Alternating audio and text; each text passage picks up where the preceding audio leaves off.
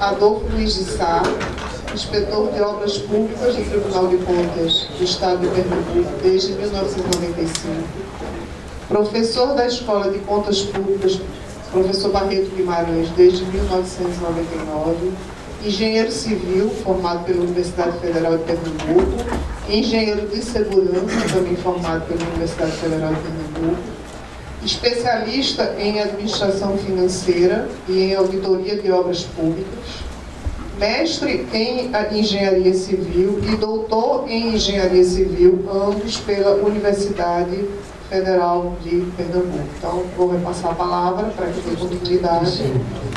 E já informo que às 15h50, por volta das 15h50, teremos uma pequena pausa para perguntas do primeiro período de aulas e, em seguida, o nosso intervalo às 16 horas.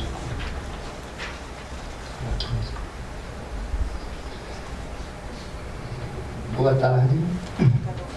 Não sei se já está projetando, porque eu não vejo daqui. Já, a qualidade aqui também não está igual a de lá, mas ele vai melhorando aos poucos.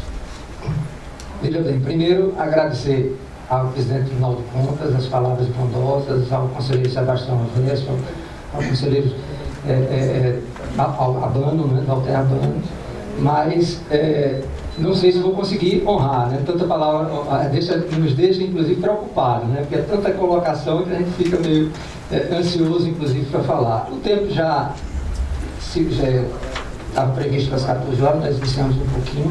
Eu vou tentar ser objetivo, mostrar a vocês como me preparei para a apresentação. Né? O público-alvo é misto, ou seja, de pessoas de diversos setores da casa, né? Trabalham com auditoria de contas públicas, outros na área de engenharia, pessoal até da área de saúde também. Também temos tribunais de contas do Rio Grande do Norte, servidores do Tribunal de Contas do Rio Grande do Norte, de Minas Gerais, do Acre, não sei se ainda, pelo menos estava inscrito, não sei se está presente aqui. Está presente do Acre? Não, estava inscrito, mas não está presente. Tá certo? E é um desafio a gente, em tão pouco tempo, tentar apresentar alguma coisa que seja consistente. Para que as coisas não ficassem somente na apresentação, eu preparei um roteiro de aula. Não gostaria nem de chamar uma apostila, mas já tem 40 e poucas páginas, não é? Num sentido de que aquilo que a gente não puder abordar aqui fica permanentemente para quem se interessar pela matéria. Tá certo? Então, os que ainda não obtiveram atrás, esse roteiro, né, de exposição com os vários assuntos aqui selecionados. Porque realmente é muito abrangente e a gente não poderia, nós aqui não poderíamos abordar todos os assuntos. Nós aqui no Tribunal de Contas já realizamos algumas auditorias na área do PPP, nós temos um grupo montado, né, vários, os que hoje trabalham estão aqui presentes nessa plateia, certo? E seria até interessante se todos pudessem, mas infelizmente o formato era 4 horas, não dava, e eu terminei sendo escolhido pelo diretor do núcleo de engenharia para fazer a apresentação. Não é? No nosso evento em novembro último, tivemos a presença do conselheiro Sebastião Elvésio, aqui também, não é? Foi diferente, nós chegamos a apresentar as nossas experiências. Aqui não, aqui eu vou trazer vamos dizer, uma apresentação sobre o arcabouço jurídico brasileiro e mais alguns temas que nos preocupam, mas não vou fazer nenhuma apresentação de trabalho prático, certo? Assim a gente escolheu. Inclusive, não é pelo tempo curto que seria. Então aqui já Não é? 14 horas seria o início, até às 18 horas. Estou sentindo uma interferência, vocês também? Não? Vamos para cá. Tá aqui, já fui apresentado.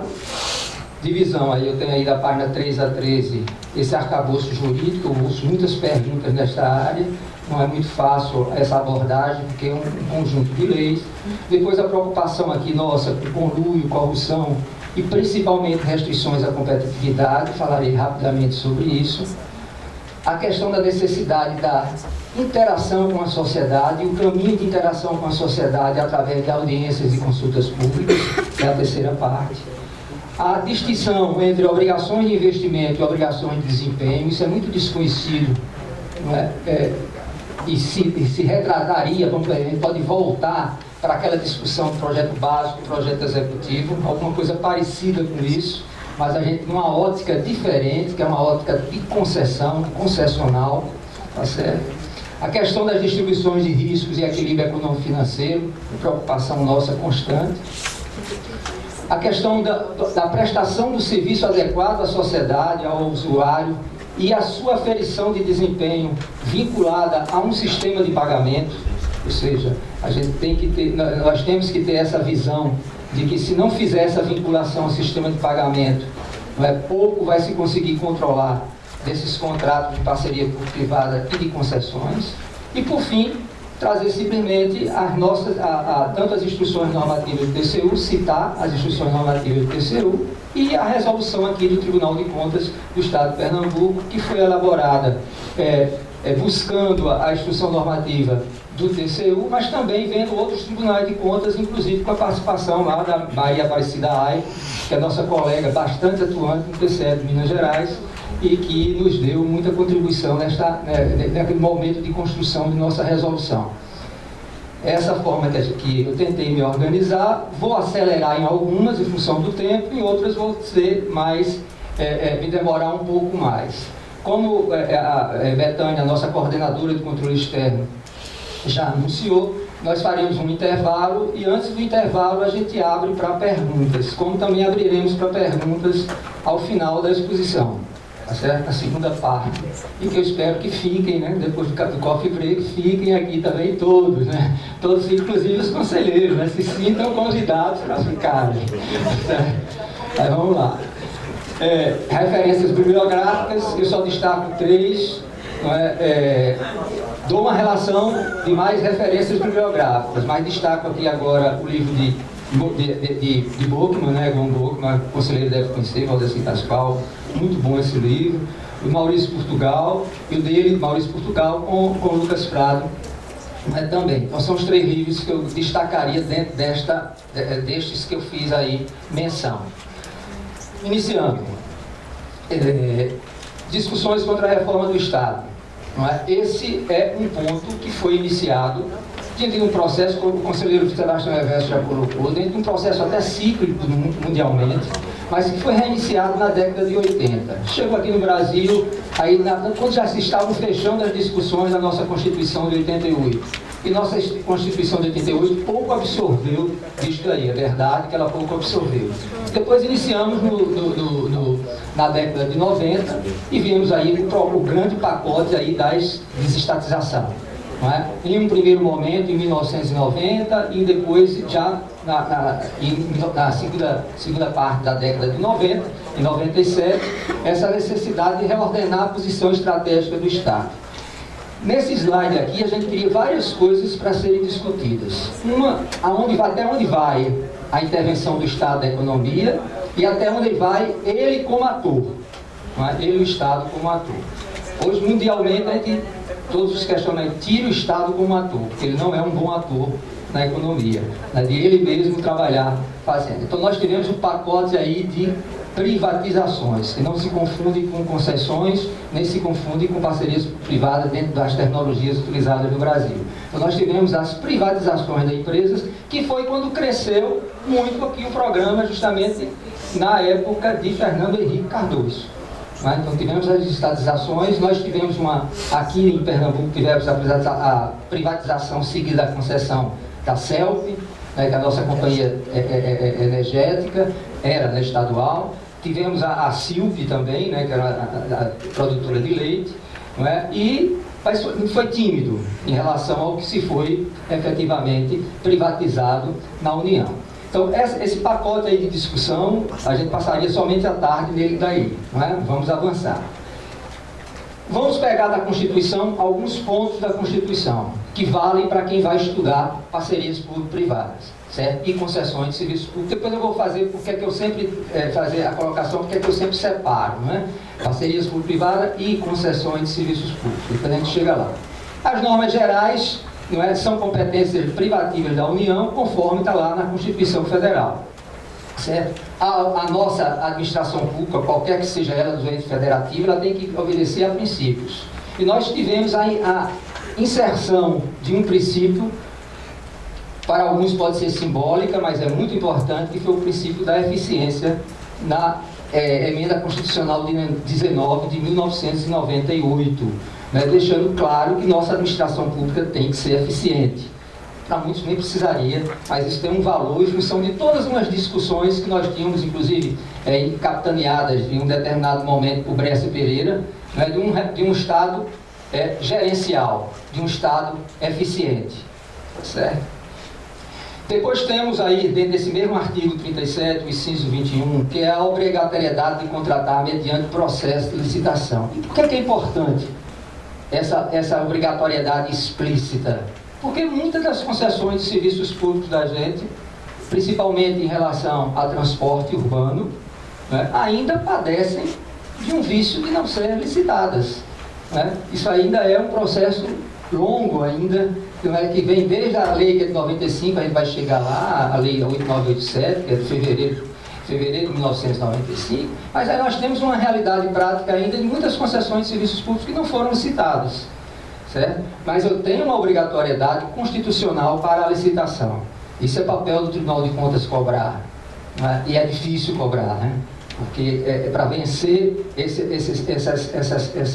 vamos dizer, essas permissões, outras vezes não são permissões, são autorizações, são delegações de serviços públicos que estão totalmente irregulares, né? Vêm irregulares desde 1988. E aí vem o que é que marca exatamente no artigo 37 e 21.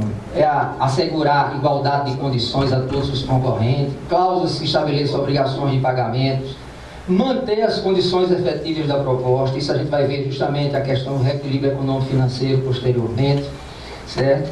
E somente permitidas exigências de qualificação técnica e econômica que sejam indispensáveis à execução daquele objeto, que é justamente a questão da colocação das barreiras à entrada. Se nós estivéssemos num país que não precisasse de lei, tudo estaria dentro desse slide. Né? Tudo o que a gente precisa, junto com aqueles princípios para serem obedecidos pela administração pública, estaria tudo resolvido, a gente não precisaria de lei nenhuma. Mas a gente sabe que as coisas não funcionam desta forma. Tá certo? Depois o Constituinte colocou lá no artigo 175, e é num capítulo em relação à atividade econômica. Então tem um destaque, tem lá dentro do que o Estado deveria sair da atividade econômica, e você tem uma discussão do que é serviço público no Brasil e o que não é serviço público. Resumidamente, né, porque isso é uma discussão doutrinária grande, é a questão de que serviço público do Brasil é aquele que o legislador definiu que seja serviço público. Né? Diferentemente de outros países, do conceito em relação da necessidade do serviço. E o Constituinte colocou, justamente no artigo 175, a obrigatoriedade de licitar, né, a prestação de serviços públicos, mediante dois instrumentos, que seria a concessão e a permissão. E já tem aí uma discussão grande qual é a diferença da permissão para a concessão. De uma forma bem sucinta, a permissão ela está dentro de um ato mais frágil, mais precário, não é? Mas mesmo assim a legislação exige que seja mediante licitação e que tenha contrato. E vem uma terceira figura posta lá no artigo 21 da Constituição Federal, que é a figura da autorização de serviço público. O artigo 21 da Constituição Federal, ele fala das competências da União e dá lá as competências da União para exercer o serviço público diretamente ou mediante autorização, permissão e concessão. a questão do serviço público. E aí você vai ter então toda uma discussão em cima disso daí, dessa diferenciação desses instrumentos, que não vem o caso aqui a gente colocar, mas é que desperte a todos nós essa diferenciação desses instrumentos, dessas possibilidades na atuação da prestação de serviços públicos, mas sempre mediante licitação. Exigiu também o Constituinte, lá no artigo 175, de que uma lei, que é justamente a 8987, ela iria dispor sobre o regime das empresas, o caráter especial do contrato e de sua prorrogação. Veja que ele botou empresas, concessionárias e permissionárias. Então, na permissão, eu tenho justamente caráter, eu tenho o contrato. Constitucionalmente, eu tenho exigência de contrato. Bem como as condições de caducidade, que é pela extinção da concessão pelo mau serviço prestado, e a nossa experiência, conselheiro, é grande. No passado, né, final do século XIX, né, no Império e início de República, também no início do século XX, a questão das concessões de serviços públicos que tivemos, que foram desastrosas quando se acabaram. De início teve vamos dizer, uma boa entrada, mas que depois elas foram desastrosas, não é, em relação a ferrovias, não é? Então, construção de portos, nós também tivemos concessões nesta área e teve outro problema nisso daí. Tá certo? O 175 ele vai falar também da questão da necessidade de lei sobre os direitos dos usuários, numa política tarifária e da obrigação de manter serviço adequado. Em função lá do artigo 37 da Constituição, que exigiu licitação, a 8666 foi posta. Em que momento a 8666 foi posta? Num período pós-Constituição, e que existia um decreto, que era 2300/86, que era totalmente descumprido, não é? E que precisava ter de uma lei que fosse forte e que fosse detalhista, que hoje ela é tão criticada, mas o momento que ela veio foi um momento propício para ela. Ela hoje já não estaria mais necessitando desse detalhismo todo. Mas ela serviu para o papel dela lá em 1993, são mais de 20 anos, né? Vou completar agora em junho, 22 anos da Lei 8666. Tá certo? Ela já foi alterada por mais de 20 leis e ela é bem extensa. E eu vou mostrar mais à frente aí, quando comentado, que apesar dela ser bem criticada porque ela é extensa, o projeto de lei, que é o PLS 559, né, que está em discussão, é mais extenso do que a própria 8666. Então, são 170 e poucos artigos. Então, as discussões ainda estão dentro de uma lei bastante extensa, no sentido de que quem trabalha na administração pública precisa ter tudo bem detalhado, né? Não é isso que as doutrinas, hoje mais, vamos dizer assim, mais progressistas defendem. O que é que diz a Lei 8666? De que as concessões e as permissões de serviços públicos, ela também é aplicada. Então nós temos por trás das leis, que nós vamos ver à frente, a aplicação subsidiária da Lei 8666. Ela se aplica naquilo que não for contrariada pelas leis específicas. A lei específica, modificando, né, a gente vai e volta, ela não pode contrariar, certo, os princípios constitucionais, mas ela pode acrescer determinadas coisas que a 8666 não pôs, porque ela é específica para os serviços públicos, tá certo? Por sua vez, há vários estados editaram suas leis. Nós temos o estado da Bahia, não tem ninguém aqui presente no TCE, e tem uma lei que modifica a lei 866 em vários pontos, inclusive inversão de fase, habilitação pós abertura de proposta, tá certo? Critérios, em relação à habilitação são diferentes da 8666, e ela estaria, dentro daquilo que se poderia dizer das normas gerais, contrariando as normas gerais. A gente não vai fazer nenhuma análise dessas várias outras leis que contrariam essas normas gerais. Mas aqui a gente vai apresentar mais à frente algumas leis que também estão relacionadas à nossa atuação. Para quem trabalha aqui no tribunal na parte de concessão, a gente sabe que a gente sempre em um determinado momento vai buscar uma lei dessa. Então ela todo o conjunto de leis aplicáveis às concessões não é só a lei de PPP, não é só a lei de concessão. Ela é um conjunto de leis que a gente tem que buscar e que eu deixo escrito aí para vocês, para quem está iniciando. Eu sei que tem alguns aqui que nem ainda nunca leram nada sobre, não atuaram, nem estudaram, nem leram nada sobre concessões, nem parcerias público-privadas. Então nós temos a lei 10.520.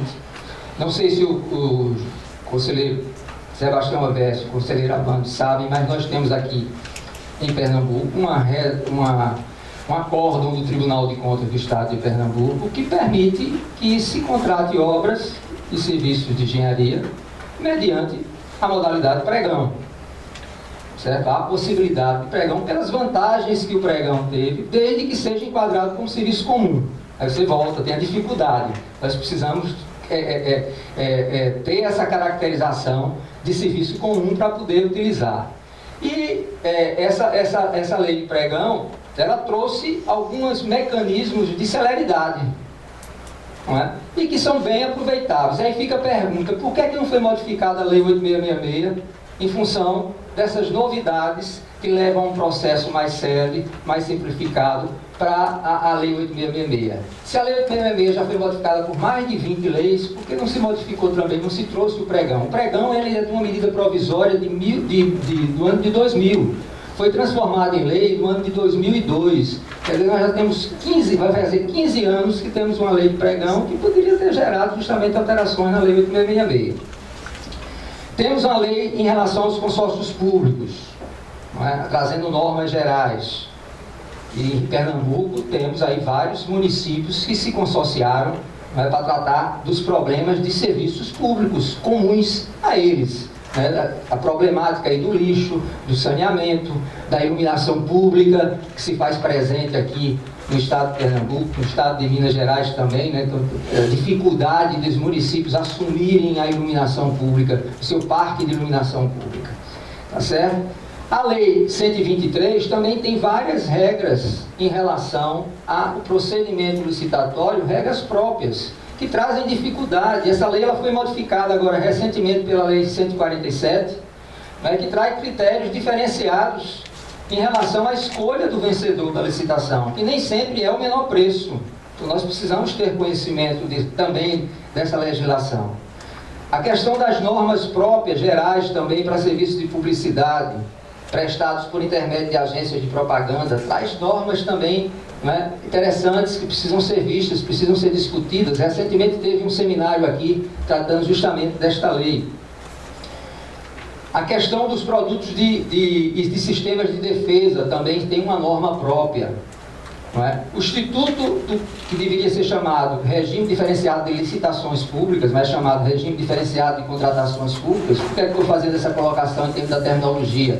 Porque, em verdade, o RDC, ele trouxe regras para a licitação, porque as regras de contratação, ele vai buscar onde? A Lei 8666, que é uma lei tão criticada por ser arcaica, por ser detalhista, não é? Então, e trazer normas que, dentro de um conceito, não seriam só normas gerais, que poderiam ser modificadas pelos municípios. Falei há pouco aí, o PLS, não errei o número não, é um 559, né, e hoje está com 176 artigos, já teve mais de 60 emendas, ia ser transformado em lei, não é, em maio do ano passado, onde colocaria o RDC para todas as contratações públicas, essa possibilidade do regime de contratação diferenciados, e que tem vários, a gente vai tocar depois rapidamente sobre algumas coisas, que é justamente os contratos de eficiência, a remuneração variável conforme o desempenho, vários outros instrumentos também que favorecem a celeridade das licitações, e que foi paralisada, estava para ser transformado e foi suspenso em função do ano eleitoral. Mas, infelizmente, no Brasil ainda acontece dessa forma. E que agora estão sendo retomadas as discussões. A Tricom tem participado dessa discussão, não é? Dessa transformação de uma nova lei, né, de licitações, que é necessário. E nós, auditores, precisamos estar atentos a tudo isso daí, e nós utilizamos muito isso em todas as nossas atuações. Aquele artigo 175 da Constituição, mas lá no caput, que falava da necessidade de uma lei própria, né, para dispor sobre esse regime, ela foi posta em 1995. Veja que um pouco menos de 2 anos da Lei 8666. E que a Lei 8666, como eu já falei, fazia remissão de que valeria para as licitações de permissão e concessão de serviços públicos. Ela é uma lei que já foi alterada por 7 leis, a última foi agora recentemente, em 2015, e ela é para prestação de serviços públicos, né? Na concessão e na permissão. Daqui a pouco eu tento fazer aqui um link em relação a essas colocações. A 9.074, que também veio de uma medida provisória e que ela já é de julho de 95, ela estabeleceu algumas normas em relação às prorrogações de concessões e permissões de serviços públicos. Em que área? Principalmente de um problema que a gente tinha de transporte e de energia elétrica. Então tínhamos problemas sérios e ela veio determinados prazos e ela é bem mais específica para a área de energia elétrica, tá certo? Para as concessões de energia elétrica. Então nós vamos fazer, precisamos como auditores para atuar, ter conhecimento também desta lei. Essas duas, elas não trazem explicitamente que são normas gerais, mas fazem referência que se aplicam a todos os entes federativos. E é reconhecimento doutrinário de que elas trazem normas gerais de caráter nacional, aplicado a todos os entes federativos, não devem ser contrariadas por normas estaduais, distritais ou municipais. Chegamos finalmente, né, depois desse preâmbulo aí de legislação, a 11.079, que ela traz explicitamente normas gerais, está no seu texto, para as contratações de PPP no âmbito da administração pública. Ela tem 30 artigos, já foi alterada por 5 leis, a última também agora, justamente em janeiro de 2015, e que aí ela é a que é a base para o tratamento das PPPs, que são as concessões administrativas, e as patrocinadas, que mais à frente eu falo sobre elas, tá certo? E vai fazer remissão, e eu não vou abordar isso com detalhes, não, está no material que eu deixei escrito para vocês, eu trago justamente a remissão a todos os artigos que são válidos, que vai ser buscado justamente na 8987 e também na 9074, mas não vamos detalhar aqui. E nessa lei ela traz uma novidade muito boa do meu entendimento, que ela traz um capítulo exclusivo para aplicação à União. O que é que significa isso? De que os outros entes federativos precisam, naquilo que foi tratado para a União, aí sim, fazer as suas legislações específicas.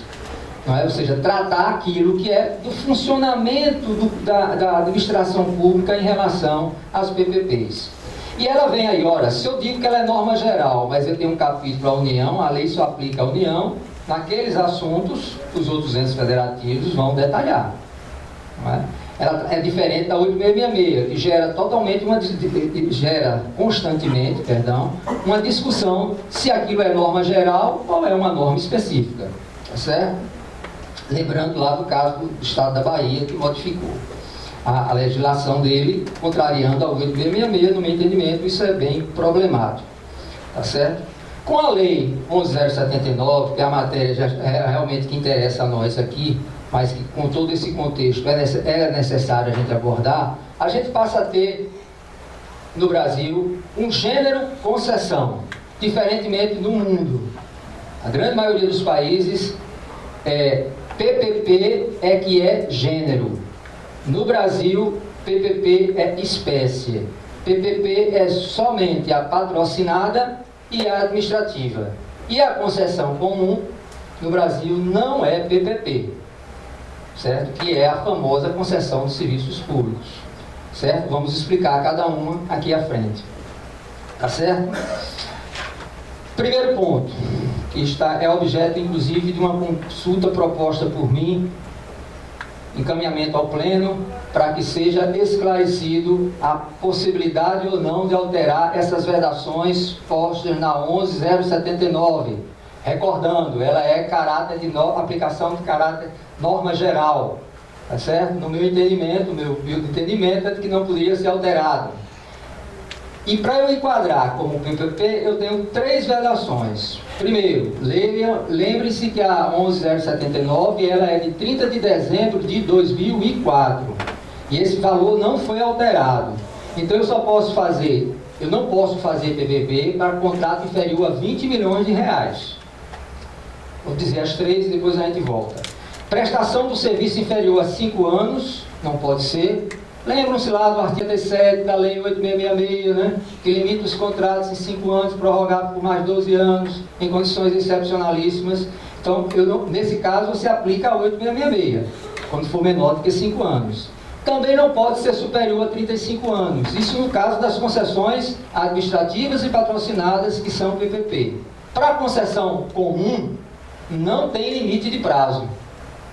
Estaria livre. Você vai ter que provar dentro do estudo de viabilidade qual é o prazo adequado, mas não há limite de prazo. E que tenha também como objeto único o fornecimento de mão de obra, o fornecimento de instalação de equipamentos ou a execução de obra pública. Então essas vedações de PPP, para mim, são importantes para que nós não banalizemos o uso da PPP. Então daí a consulta que eu propus para encaminhar o pleno aqui é se pode ser alterada, em função de 2 municípios do estado de Pernambuco que estão alterando essas condições. Ponto, vamos dizer assim, negativo para o meu entendimento, né? Contrário a mim. O município de São Paulo alterou. O município de Curitiba alterou, dentro da sua legislação, esses pontos. Mas eu entendo, dentro desse raciocínio que eu vim fazendo com vocês aqui, de que é uma lei de caráter de norma geral e que não devia ser alterada pelos entes federativos. Então nós já temos 2 municípios aqui no estado de Pernambuco que alteraram, eu entendo como uma banalização. A conselheira Tereza Duele me perguntou há um tempo atrás, não é, sobre se podia utilizar PPP para limpeza urbana, não é? E a colocação é: posso, desde que você não seja o serviço único de uma terceirização de mão de obra. Eu tenho uma agregação de uma prestação de um serviço público, certo? Agregado a uma lógica concessional, né, também dentro do que se traz, do que a gente vai ver mais à frente, de uma prestação de um serviço adequado, né, conforme os critérios postos na própria 8987 em relação à definição do serviço adequado. Então esse slide aqui, ele resume as vedações e que, no meu entendimento, não deveriam ser alteradas pelos entes federativos, certo? Apesar do exemplo que eu dei negativo a este entendimento. E você já teria, alguns que ainda não estudaram, perguntariam o que é concessão comum. Né? A concessão comum, ela pode ser a concessão de serviços públicos ou a de obras públicas, quando não envolver contraprestação do poder público ao contratado. Então ela é concessão comum, certo? E não se constitui uma PPP. E ela está regida aí, continua regida pela Lei 8987, não é regida pela 11079, tá certo? Na própria 987 ela vai definir o que é concessão de serviço público, não é? E bem, a doutrina destaca bem a delegação de sua prestação, mediante licitação, na modalidade de concorrência, a pessoa jurídica ou consórcio de empresas que demonstre capacidade para seu desempenho, e o finalzinho aí, por sua conta e risco e por prazo determinado. Não é? Isso é forte, mas a doutrina caminha no sentido de que sua conta e risco não é total risco, é no sentido de repartição objetiva de riscos, que só veio, essa colocação só veio na 11079, que é de 2004, quase 10 anos depois, quase uma década depois da 8985, tá certo? Então não é absoluta a interpretação da doutrina, não é que isso é absoluto, que eu tenho que transformar, jogar lá para conta e risco, não é, do parceiro privado, do contratado. Também dá como concessão de serviço público, uma concessão que é precedida de execução de obra pública. Está aí a definição, não há nenhuma diferença, é simplesmente eu ter agregado a concessão da prestação do serviço público à implantação de infraestrutura. Construir um metrô e operar o metrô, né? Construir um BRT, no sentido de, inclusive, das vias públicas, e implantar e operar o BRT, não é? Definição do poder concedente também, todos os entes federativos estariam incluídos aí como poder concedente. E temos também a concessão de obras públicas, que está lá definida no caput do artigo 1º. Resumindo, Concessão de serviço público é concessão de serviço público, concessão de serviço público precedido de obra pública ou concessão de obra pública, que não é comum nós vermos, mas também tem essas três possibilidades aí em relação à concessão de serviço público, todas elas regidas e continuam regidas pela 8987 de 95. Então, um resumo aí, já me adiantei. Aplica-se também em caráter subsidiário a Lei 8666 e não é aplicado a 11079. Obviamente, projetos que geram receitas suficientes podem ser implementados sob concessão comum, desde que caracterizados como serviço público ou obra pública. Eu já falei anteriormente a questão de que, no Brasil, serviço público é aquele que a lei define que seja serviço público. Nós temos municípios no Brasil que serviço de funerário é serviço público, que só pode ser autorizado, permitido ou concedido mediante licitação e que tem que ter um controle. Seria até hoje um exemplo que eu dou característico no sentido contrário do bom senso, né? A gente ter um serviço de funerário ser exercido, controlado desta forma pelo poder público, tá? E vem aí o que é concessão patrocinada. Vimos a comum, falta a patrocinada e falta a administrativa. A concessão patrocinada, ela pode ser concessão de serviços públicos ou de obras públicas regidas pela 8987, mas eu preciso ter o quê? Um patrocínio. Ele não é um projeto autossuficiente. Então a administração pública vai colocar dinheiro naquele empreendimento, certo? Porque ele sozinho ele não é viável. Isso no mundo todo é tratado com outras terminologias. E a gente aqui não vai abordar toda a terminologia utilizada no mundo. Mas aqui nós temos justamente a possibilidade de injetar dinheiro. E aí eu farei um parênteses que eu não trouxe, porque é uma discussão, inclusive, que a gente passaria a tarde todinha aqui, que é a figura do aporte público, né? Que foi inserido justamente no final de 2012, para quem já vem estudando, na Lei 11.079, que é uma figura que é diferente da contraprestação pública, porque ela é tratada de uma natureza tributária diferente. A forma tributária dela já vem definido, fazendo como é que é feito este cálculo. E neste aporte de recurso público, que não confunde com a contraprestação, ele pode se dar tanto na concessão comum, como pode se dar também na concessão patrocinada, tá certo? É uma figura um pouquinho ainda nova e eu não quis trazer aqui para a gente explorar, tá certo? Para as concessões patrocinadas, vale a 11.079, vale de caráter subsidiário a 8987 e também vai valer a 9.074 e a 8666. Os projetos que têm sustentação financeira parcial, eles são implantados sob concessão patrocinada. Também para a concessão patrocinada, a lei botou que em mais de que 70% seja pago pela administração pública, ela precisa de uma autorização legislativa específica, tá certo?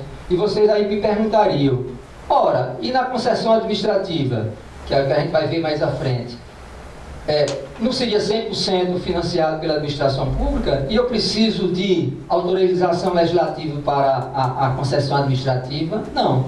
A legislação, no meu entendimento, foi falha. Porque a partir do momento em que ela exige que se houver 70% de financiamento pela administração pública, eu preciso de autorização legislativa específica. Na concessão administrativa, todo o financiamento todo o pagamento é pela administração pública. E eu não preciso de lei específica. Então fica um contrassenso em relação a isso daí, mas é assim que está posto na lei e é assim que tem funcionado. Ou seja, mesmo que tenha mais do que 70%, eu não preciso de autorização legislativa. E chegamos na concessão administrativa, que eu já adiantei, que é o contrato de prestação de serviços, que a administração pública seja usuária direta ou indireta, ainda que envolva execução de obra ou fornecimento de instalação de bens. No final da história, em palavras bem rasteiras, cabe tudo na concessão administrativa. É fugir, isso não é escondido de quem pensou na 11.079. Maurício Portugal Ribeiro, junto com Carlos Aris Fundefield, com Lucas Prado, eles participaram das discussões em relação à nova lei de parceria privada, que que seria já um questionamento de vocês. Por que nós não tivemos uma lei que não precisasse dessas remissões todas, né? Uma lei única, porque tão complicado fica. Eu estar na 11079, vou buscar a 8987, vou buscar a 9074. Por que não se teria uma nova lei? Eles preferiram desta forma.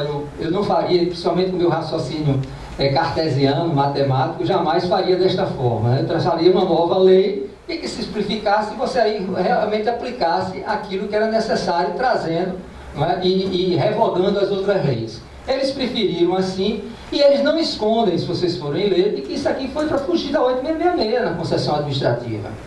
Não é? É um prazo que incomoda muito o gestor público, os 5 anos. Não é? O ideal é você ter, que aí é que o risco da banalização, né, dos critérios de PPP, é você fazer a terceirização de um serviço público. Por exemplo, aqui o Tribunal de Contas tem os serviços terceirizados de manutenção e limpeza. Você licitar por 35 anos. Não é? Estaria lá resolvido toda uma situação por 35 anos.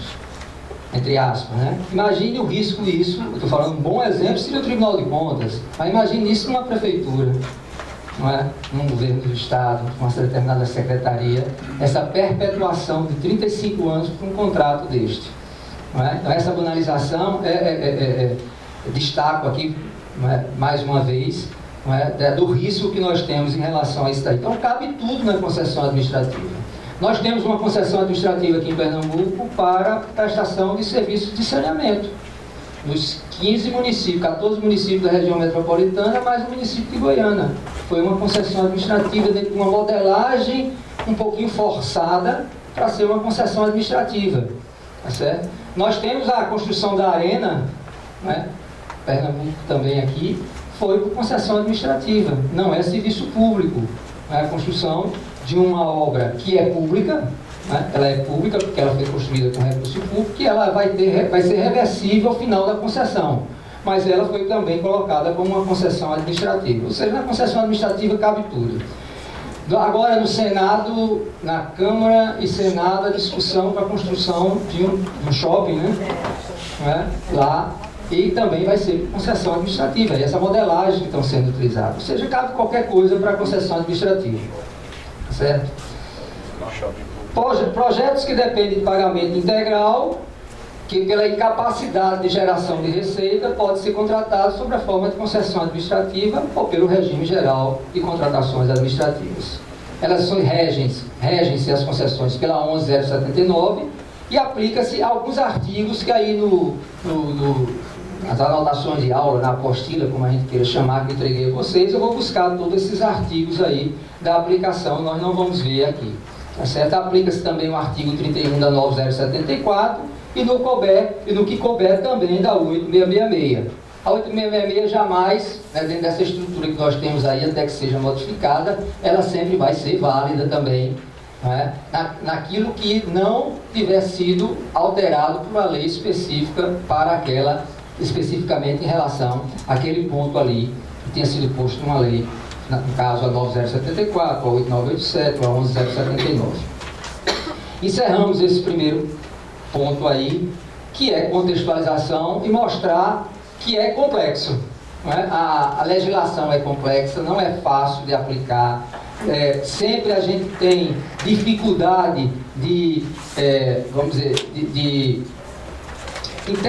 buscar entendimentos doutrinários em relação a algumas divergências impostas nessas leis. Né? A gente tem essa dificuldade. Então, uma contextualização para quem está iniciando, fica aí o resumo posto para vocês.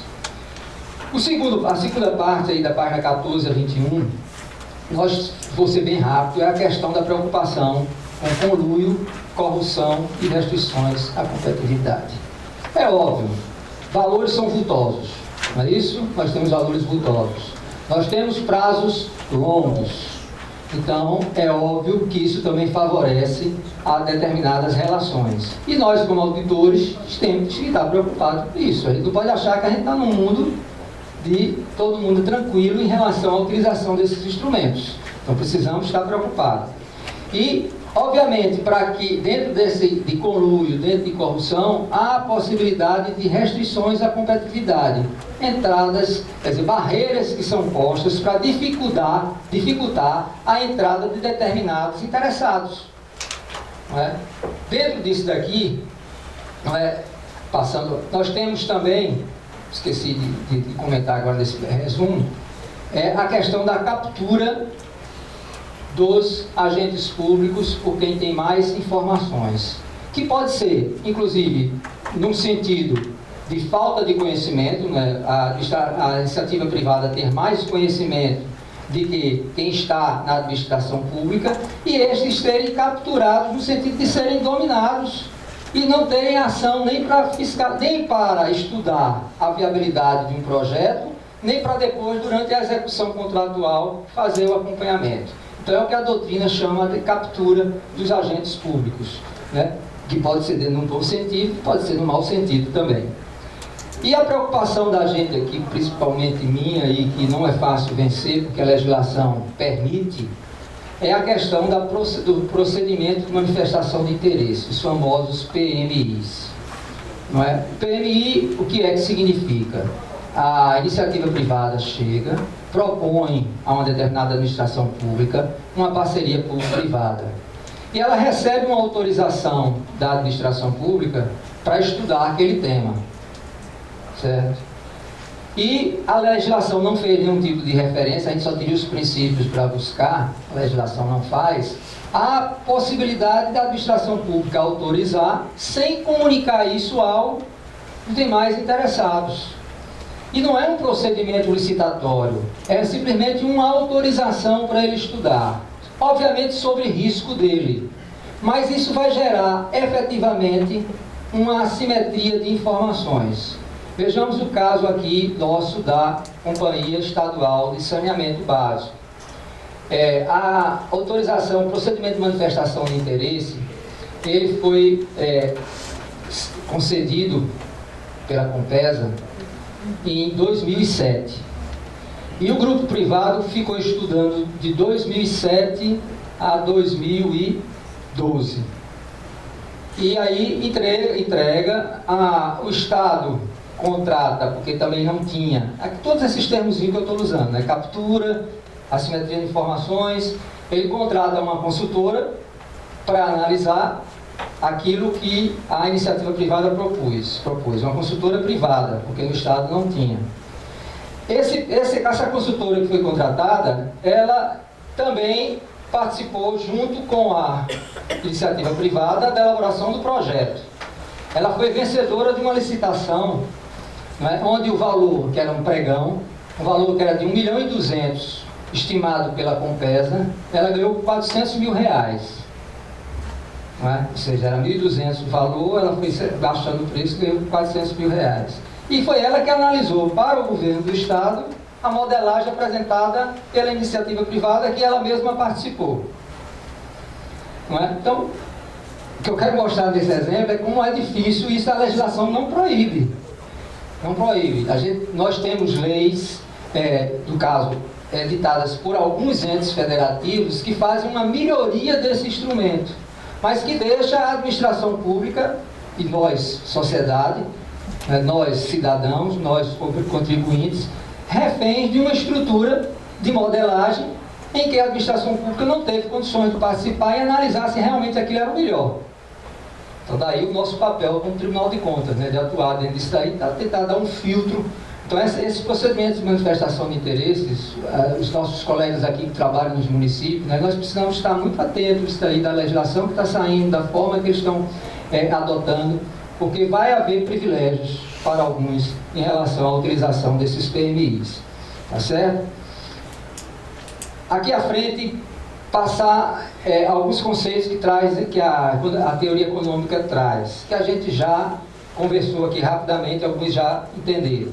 Mas o que é que diz? Primeiro, nós que estamos no controle externo e quem está modelando também, não há somente custos de transação, nós temos também custos não somente custos de produção, nós temos também custos de transação. Isso começou lá em Coase, em 1930, na década de 30. Dizer que uma empresa é um feixe de empresas, né? Um feixe de interesses. e que esses custos têm que ser avaliados, e não somente saber o custo da construção de um pilar, não é? Em relação àquele material que está ali posto. A gente tem os custos de transação que são importantes, nós precisamos saber que custos são esses, a gente precisa avaliar esses custos de transação. Uma estruturação de uma modelagem, ela tem que ser multidisciplinar. Então, pronto, minha formação não é na área de direito, minha formação na área de engenharia, nós temos aqui no Tribunal de Contas essa atuação de auditor de engenharia, mas a gente precisa estar presente com outras áreas do conhecimento, as ciências contábeis, a economia, não é? O próprio direito, obviamente, que é indispensável, e precisamos estar todos juntos, mas vendo um conteúdo econômico da legislação e um conteúdo econômico do negócio. Precisamos entender o que é o negócio. Tá certo? A estruturação contratual deve ser entendida como uma forma de se obter os resultados esperados, e não necessariamente perfeitos. Ou seja, a gente sabe que nesses contratos são muitas estimativas e a gente tem que estar preparado para essa estruturação contratual em relação a isso. Esses contratos são complexos e a gente precisa aí justamente que a legislação traz a repartição objetiva de risco, né, a alocação dos riscos, objetivando que se minore aí os efeitos decorrentes. Essa distribuição de riscos é muito importante. O TCU tem tido um papel aí em relação a isso, inclusive conseguindo em decretos, no caso de instruções normativas da ANTT, do DENIT, no caso do RDC, que a lógica é um pouquinho parecida, a criação de uma rotina para distribuição de riscos. Ou seja, a parte que tem que receber, a ser atribuído o risco, é aquela que deve estar mais bem preparada para receber aquele risco. E que tem aí, você tenha um controle melhor sobre isso. Então, aí você tem vários trabalhos nesta área. Isso aqui é só um resumo de vários pontos. O professor Marcos Nóbrega, nosso eminente aqui, auditor substituto conselheiro, professor da Universidade Federal de Pernambuco, pós-graduação em Harvard, né? Ele é aqui no Brasil, um dos expoentes em relação ao reconhecimento da incompletude contratual. Não é? E reconhecer essa incompletude não significa elaborar um contrato em que não seja pensado as várias possibilidades. Ou seja, eu faço fraco porque eu já sei que eu vou ter que repactuar, renegociar futuramente, certo? Em verdade, a gente precisa tentar fechar essas brechas para que a gente tenha a necessidade de enfrentar essa incompletude contratual em função desses longos prazos dos contratos de concessão de serviços públicos. A assimetria de informações eu já pontuei antes também, certo? Gera-se problema de seleção adversa, ou seja, a gente tem a participação aí de um mercado preocupado, né, em tirar vantagem, e eles estão até o ponto que não entra a corrupção e que não entra o desvio de recursos públicos, eles estão na dele, né? A iniciativa privada, eles têm que realmente buscar o que é melhor para eles. Nós aqui